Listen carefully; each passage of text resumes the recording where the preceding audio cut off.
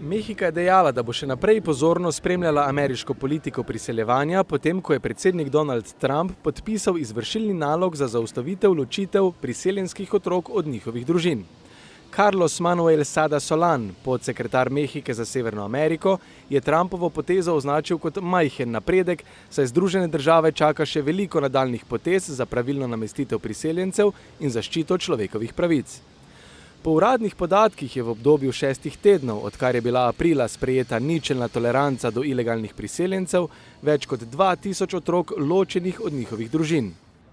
Zaustavitev sporne politike ločevanja družin pa ne pomeni konca ničelne tolerance proti nezakonitim priseljencem, je naznanila uprava predsednika Trumpa. Ameriška mejna politika je v Mehiki povzročila močan bes, zato so se številni Mehičani zbrali na protestu pred ameriškim veleposlaništvom v Ciudad de México. Evropska unija bo uvedla visoke dajatve na stotine ameriških proizvodov kot povračilni ukrep Združenim državam Amerike, ki so pred kratkim uvedle visoke dajatve na kovinske izdelke iz Evropske unije. Evropska unija nalaga 25% dajatev za izdelke znamke Harley in druge ameriške izdelke iz pomarančnega soka, viskija, arašidovega masla in brusnic, vrednih več kot 3 milijarde ameriških dolarjev. Proizvajalci pijač, ki so v Evropi beležili veliko rast, se bojijo, da bodo njihovi izdelki postali predragi za izvoz. Evropska unija namreč nasprotuje Trumpovi upravi, ki nalaga 25% dajatev na uvoz kovin iz Evrope, ki naj bi zaradi cenejšega uvoza ogrozila delovna mesta v Združenih državah Amerike. Glede na visoke dajatve Združenih držav je Evropa pričela pogovore o prosti trgovini z Avstralijo in Novo Zelandijo.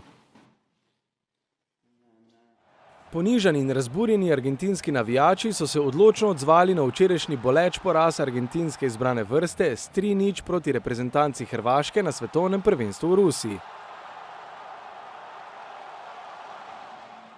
V parku San Martin na severu Buenos Airesa je na tisoče navijačev navdušeno spremljalo igro domačih nogometašev in upalo na zmago, vendar na koncu okusilo grenkobo poraza in razočaranja.